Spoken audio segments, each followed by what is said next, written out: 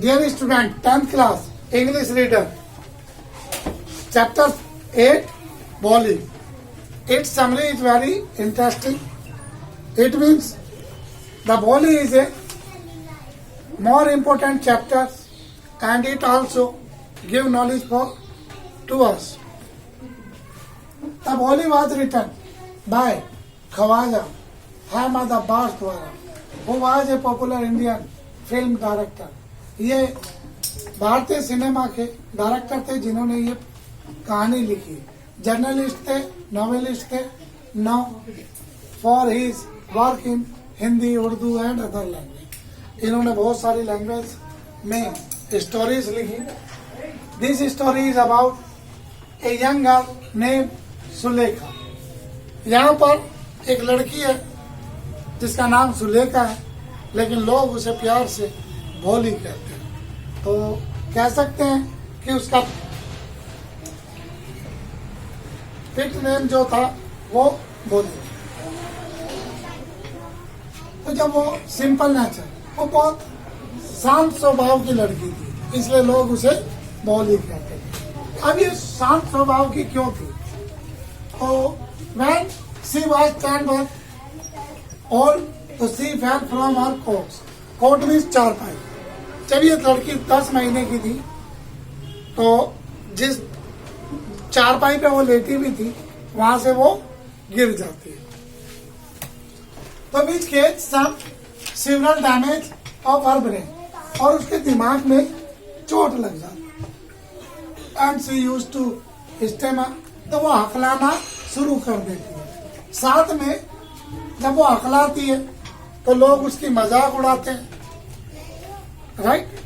तो ये लड़की ने बहुत लेट बोलना शुरू किया क्योंकि इसके अंदर एक हेजिटेशन भी थी, डर भी लगता था, क्योंकि जब ये बोलती थी तो लोग मजाक उड़ाते थे. इसलिए ये लड़की जो बहुत सुलेखा नाम की लड़की है, ये बहुत शांत रहती थी अपने आप. अभी बताएंगे कि ये कैसे बोलती थी. Bholi was born a pretty child. Bholi जब पैदा हुई तो बहुत सुंदर लड़की थी, बट सी सफर्ड. उन्हें रोक दी थी.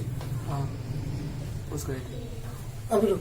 आप जब ये 1-1.5 साल की थी तो इसे स्मॉल पॉक्स मार्क हुए. स्मॉल पॉक्स मार्क का मतलब चेचक हो गए, जिसके कारण जब चेचक ठीक हुई तो इसके शरीर पर हल्के हल्के ब्लैक मार्क्स रह गए, धब्बे.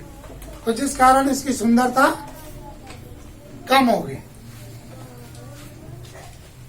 अब उसके पूरे चेहरे पर परमानेंटली पॉक मार्क्स रह गए, तो इसलिए देखने में थोड़ी सी अजीब सी लगती थी. And people will often make fun of her due to her dullness. और ये थोड़ा लोग सोचते थे दिमाग से भी कमजोर है, तो इसलिए लोग इसका मजाक उड़ाते थे. They would also consider her to retreated as she stammered while speaking. तो बॉली's फादर रामलाल, बॉली के पापा का नाम है रामलाल. तो रामलाल साहब क्या करते हैं? इस ये लड़की किसी से नहीं बोलती थी. अराउंड 7 चिल्ड्रन, रामलाल के लगभग 7 बच्चे थे. उनमें से आउट ऑफ दीज 3 वर सन, जिसमें से 3 क्या थे? लड़के, और 4 थी लड़कियां.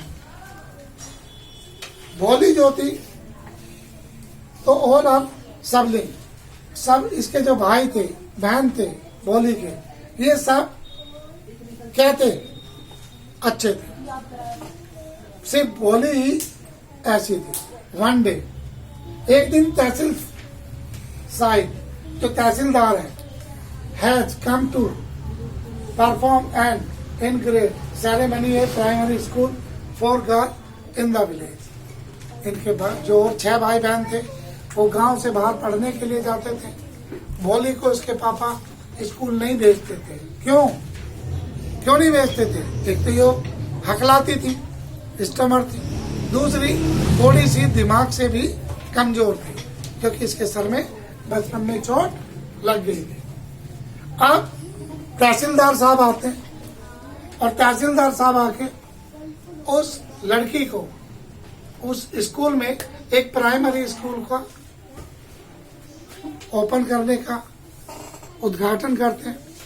तो रामलाल सोचते हैं कि क्यों ना मैं अपनी बेटी को 5वीं तक इसी स्कूल में पढ़ा दूं। तो रामलाल ने भोली को भेजा। वह रामलाल डिस्कस दिस, तो रामलाल ने इस अपनी बेटी को स्कूल भेजने के लिए अपनी वाइफ से डिस्कस किया। उसकी पत्नी ने ऑब्जेक्शन उठाया that nobody would marry their daughter if they were sent to school. उन्होंने कहा कि एक तो तुम्हारी बेटी बहुत सुंदर, ऊपर से इसे पढ़ाना भी चाहते हो, एक और बात, तो इस तरीके से तुम्हारी बेटी से कोई शादी नहीं करेगा, तो आपकी बेटी को मत पढ़ाओ। तो दे वर, लेकिन रामलाल अपनी बेटी को स्कूल भेज देते हैं। They had no sure if she would ever get married for her appearance और फेवर माइंडनेस, क्योंकि रामलाल को ये लग रहा था कि वैसे ही बेचारी ये ऐसी है, दिमाग से कमजोर है, राइट, कम बोलती है, हक लाती है, शायद इस लड़की से कोई शादी नहीं करेगा, तो इसे पढ़ा देते हैं और पढ़ा के इसे इसके पैरों पर खड़ा कर देते हैं। तो however on the first day, जब भोली पहले दिन स्कूल गई तो सी वाज ग्रूम्ड प्रॉपरली, तो वो चारों तरफ क्लासरूम में बैठी बैठी चारों तरफ दीवारों को देख रही थी, राइट, क्योंकि दीवारों पे क्या थी, पेंटिंग थी, ड्राइंग हो रही थी, तो उसे वो क्लास रूम बहुत अच्छी लगी। She assumed that it was a better palace. उस लड़की को लगा कि शायद ये जो जगह है जहाँ मेरे पापा लेकर आए, तेरे घर से अच्छी जगह, क्योंकि तुझे यहाँ नई नई चीज देखने को मिल रही है। When she reached school, तो she was elected to see girls to her age around। तो जब वो क्लास में बैठी थी और लड़कियां भी आके बैठी, तो भोली उन सब लड़कियों में सबसे बड़ी थी, एज में, लंबी भी। सारे बच्चे छोटे छोटे, आई मीन एक ऊंट के चारों तरफ बकरियां, तो जो और बच्चे थे वे बकरी जस्ट और ये ऊंट। अजीब सा लगेगा ना, तो ये ज्यादा एज की थी उनसे और वे छोटी छोटी एज के थे। उन सब बच्चों के बीच में ये हमारी सुलेखा जी भोली पढ़ रही थी। She wanted to make friend, वो दोस्त बनाना चाहती थी और इसलिए कुछ बोलना चाहती थी, लेकिन अपने अकेलेपन की वजह से, right, due to stammering, however when the class teacher, तो इसलिए वो बेचारी किसी से नहीं बोल पाई। लेकिन जब क्लास में टीचर आए तो स्माइलिंग आस्क्ड हर नेम, तो टीचर आते ही सब बच्चों के नाम पूछे, तो उसमें से भोली को भी कुछ खड़ा किया गया। आपका नाम क्या है? व्हाट इज योर नेम बच्चा? तो मैडम ने बड़े प्यार से पूछा। भोली भी मुस्कुराई। भोली ने बोला माय नेम भोली। बड़ा तुतला के उस बच्चे ने बोला, तो सारे बच्चे क्या करने लगे, लाफिंग, हंसने लगे। भोली को बुरा लगा। सी स्टार्ट वीपिंग, और जब बच्चे हंसने लगे, उसका मजाक उड़ाने लगे, तो वो रोने लगी और सुबकने लगी और चुपचाप खड़ी हो गई। Like to a friends with her son or teacher, उसी के टीचर ने एक मित्र बनकर उससे बात की और बोला, बड़े दयालु हृदय से उस लेडीज ने उस भोली, हमारी भोली का क्या करा, फिर दोबारा नाम पूछा और उसने हकलाते हुए अपना नाम बता डाला। क्या नाम? भोली। हर टीचर की बात ए गुड बुक्स। उसके टीचर ने सोचा कि शायद इस बच्चा का डिस्करेज हो गया, ये हिम्मत हार गया, ये शायद कल से स्कूल ना है, तो टीचर ने उसे एक बुक दी। इसको भोली। और वो बुक किसकी थी? जिसमें कलरफुल फोटो थे। देखो बेटा, आप स्कूल आया करोगे ना, तो मैं ऐसी ऐसी बुकें आपको दिखाऊंगा। ये आप कर ले जाओ, घर देखना, कल आके फिर मुझे वापस दे देना। इससे क्या हुआ, भोली अगले दिन स्कूल आने के लिए एग्री हुई। तो टीचर ने उसे बुक दी और भोली उस बुक को देख के बहुत खुश हुई और उसे लगा ओवरकम टू हर स्टमरिंग हैबिट। इस तरीके से वो लड़की अंदर ही अंदर उस बुक फोटो को देख देख कर बोलने लगी, किसी और से नहीं। She also told Bholi to come to school regular. और उसने कहा बेटा रोज स्कूल आना है। This give the young girls a new way of hope, assure of a new life. यहाँ पर भोली का जीवन एक नया मोड़ लेता है कि उसे कोई मिला जो उसे समझता है, जो उसे प्यार करता है, जो उसकी फीलिंग्स को भी समझ रहा है। तो वो गर्दन हिला के एग्री हो जाती है। मैनी ईयर पास्ट, कुछ साल बीत गए। गांव का जो एक प्राइमरी स्कूल था वो मिडिल एज बन गया, हाई स्कूल बन गया। गांव जो था उसमें सड़क आ गई, डेवलपमेंट हो गया और शहर भी एक गांव बन गया। क्या बन गया? गांव। गाँव भी एक शहर बन गया। अब लड़की बड़ी हो गई, ए स्मॉल, तो soon there was a marriage proposal for Bholi. तो भोली के लिए भी लड़का ढूंढा गया। The prospective bridegroom Bishambar Nath, उसके पापा का नाम था रामलाल, उसके होने वाले दूल्हे का नाम था Bishambar Nath. Was a limping old man. Bishambar Nath जो थे वो एक टांग से लंगड़े थे, लेकिन दोस्त वो आदमी या लड़के नहीं थे। बिशंबर नाथ एक बुढ़ा व्यक्ति था, old man, right, about 60 years old, 60 साल का, और भोली थी 15-16 साल की। तो उसके पापा ने एक दूल्हा ढूंढ लिया अपने बेटे को। उस बिशंबर नाथ के भी बच्चे बड़े बड़े थे, भोली से भी बड़े थे। He was almost भोली's father age। अब भोली तो छोटी थी अपने, उनके 7 बच्चे उसके पापा से, तो उसके पापा की एज या उसके पापा की एज से भी बड़ा था। However, Ramlal's family agreed to the alliance as they felt he was a well settled fellow।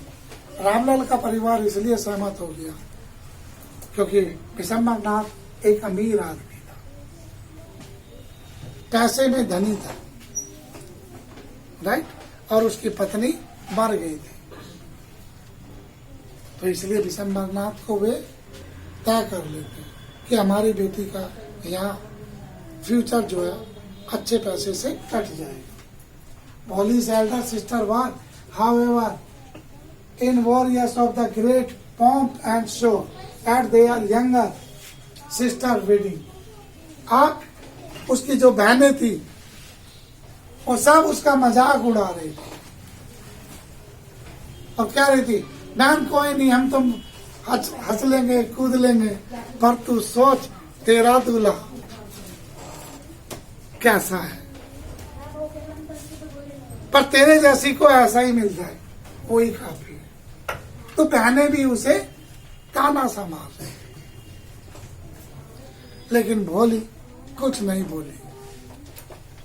भोली कुछ नहीं बोली क्योंकि सी वाज ए डक,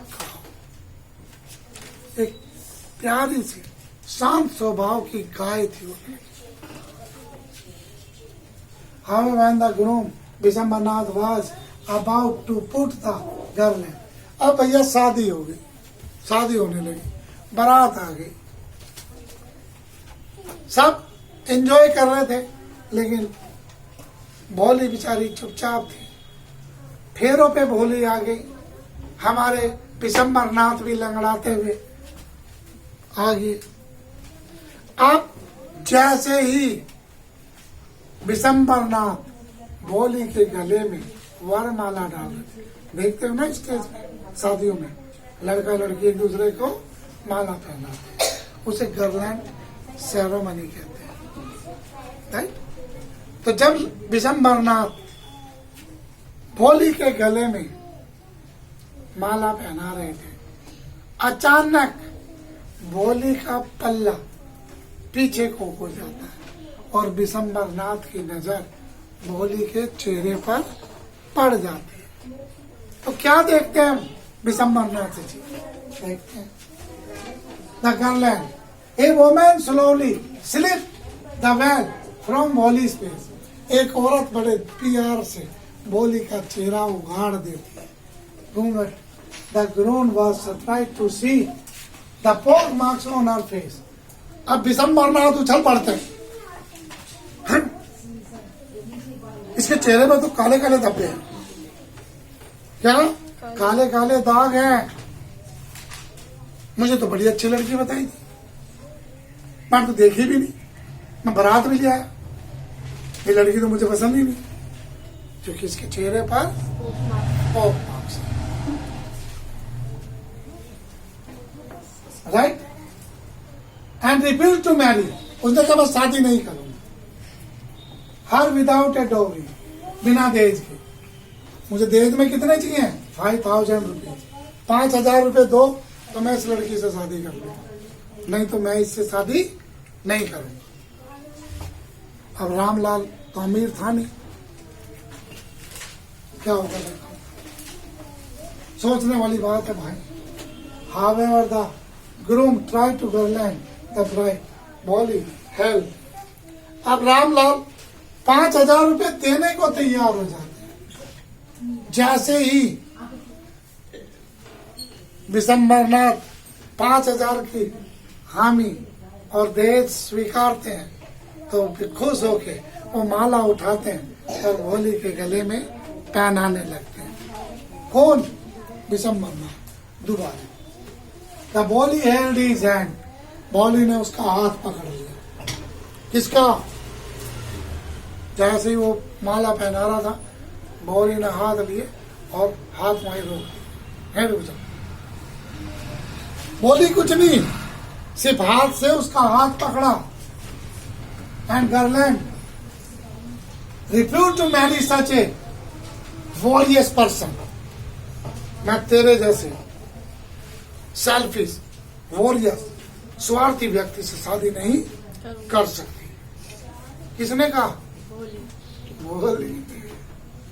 अब तक तो पूरे चैप्टर में वो चुप थी, यही बोल ली हाथ पकड़ के। अभी देखो जरा क्या क्या बोलती है।